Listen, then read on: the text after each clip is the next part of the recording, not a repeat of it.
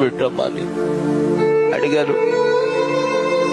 పెడతాకెళ్ళింది కానీ పెడతాకి పొట్టులో అన్నం లేదమ్మా. ఓ పని చేస్తావేంటి ఆయన, ఏం చేయనమ్మా, నువ్వు ఆకలి తట్టుకోలే కాబట్టి ఓ ప్లేట్ ఇస్తాను, ఇంటింటికి వెళ్ళి అడుక్కుంటావు అన్నావు. అమ్మా ఆకలి తట్టుకోలేక